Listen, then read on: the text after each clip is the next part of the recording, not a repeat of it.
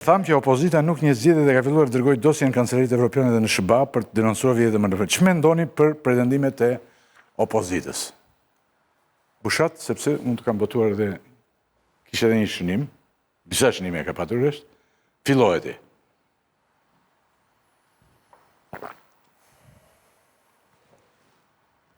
Nuk mund të themi ç'mendojmë për çfarë mendon opozita, pa caktuar pozicionin ton. Pra, unë mendoj që çdo njeri që thot si shef Rama këto zgjedhje, si shef Berisha këto zgjedhje, patjetër që mund ta bëj këtë koment, po e para duhet bëj Jo, si sheftisë. në pasqyrën me vetveten. Po, këtë po them unë. Kur unë të pyes ty do të thotë çfarë mendon ti? Se çfarë mendon Saliu? Çfarë mendon Rama unë e di. Se Saliu me Ramën janë... Rama mendon në zgjedhje më të mira në botë, zgjedhje më të vjetra në botë. Ky tjetri. Dhe midis këtij debati të skajshëm që njëri thot midis më të mirave në botë, ne duhet zgjedhim a kishim zgjedhje në Shqipëri apo kishim votime. Unë s'ka nevojë të shoh të zgjedhje. Unë boll për shembull kem lexuar librat e Preçit për zgjedhjet dhe kam mendimin tim për këto zgjedhje. Se ky i lidhe me dokument. Janë votime, nuk janë zgjedhje. Dhe nëse dëgjove gazetaret këtu përpara për ekzistencën e bandave, për ekzistencën e një krye bande që u soll në këto zgjedhje si certifikusi qesharaki një procesi votime që ishte SPAK-u, atëra kemi zgjedhje apo s'kemi? Unë mendoj që nuk kemi pas zgjedhje. Unë në këtë studio ta kam thënë disa herë edhe para ndodh 11 maj që ore as do ketë zgjedhje. Dhe këta ke thënë mos mburen kota në që duhim zgjedhje. As do ketë zgjedhje në këtë vend sepse janë krijuar gjithë kushtet që mos ketë zgjedhje.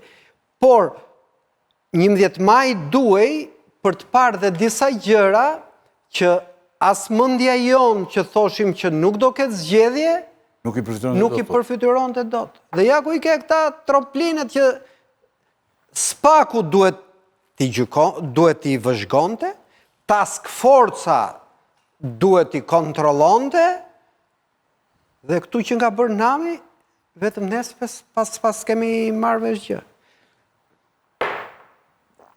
Zotin Azarko, ti jemi freskët në këtë pikpamje nga që nuk i angazhuar këto ditë, apo i angazhuar këtë thënë gjëra? Që drejtuash më? Nuk e kam të shqetësimin që të them gjëra të reja në dalit të ndryshme.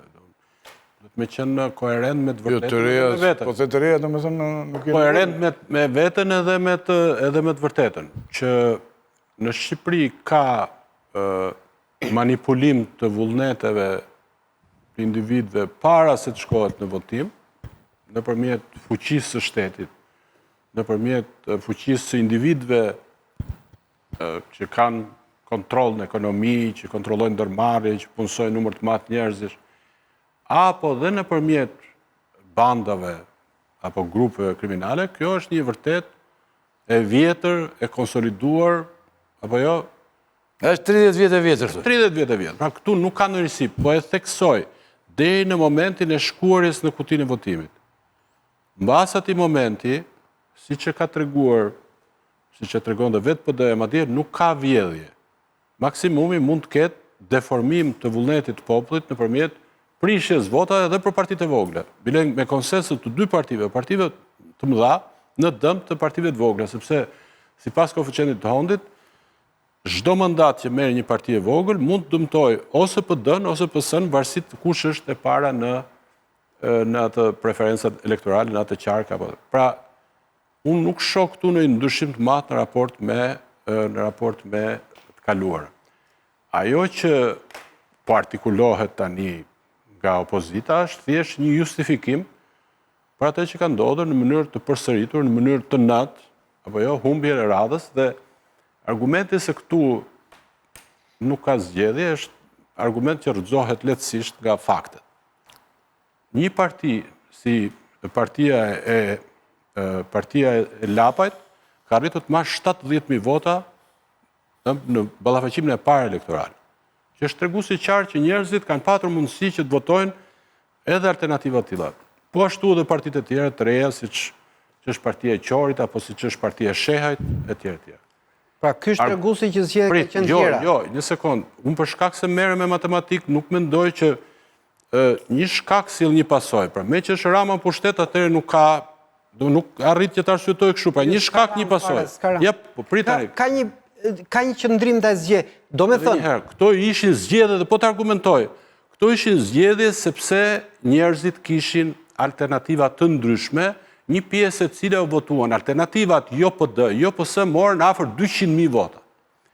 Këto ishin zgjedhje që për shkak të neverisë ndaj alternativat vjetra PD-PS, 150.000 vetë nuk shkuan të merrnin pjesë në votim. Po pra, po këto janë ishin zgjedhje të cilat njeriu ndan, do me thënë, po merrem apo zhvaj. Edhe një herë, po merrem argumentat e tua. Një sekond, po merrem argumentat, po ishin zgjedhje. Po merrem argumentat. Këtu fillojmë debatin. Po merrem me argumentat. Me standardet e tua, këto janë zgjedhje.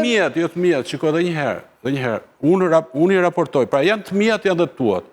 Në mes ka të institucione ndërkombëtare, ka të shtetet veçanta apo të institucione ndërkombëtare që janë të specializuara për zgjedhjet. Ka një raport para këto dy, I cili do të jetë dhe një raport përfundimtar. Tani, nuk ka lidhje. Edhe një herë, po merrem me argumentat që janë. Është si kjo që thuhet, për shembull, ka genocid në Gaza, ka njerëz që thonë po, ka institucione. Pra, mendimi jot është që këto janë zgjedhje të pranueshme. Tu fillojmë debat. Absolutisht. Dhe unë po merrem me disa prej atyre që janë argumentat tua, megjithëse ti je më racional, se ti s'ke humbur në gjë si PD-ja, po merrem me argumente një kritiku serioz, konsistent, koherent të Ramës, siç e ti.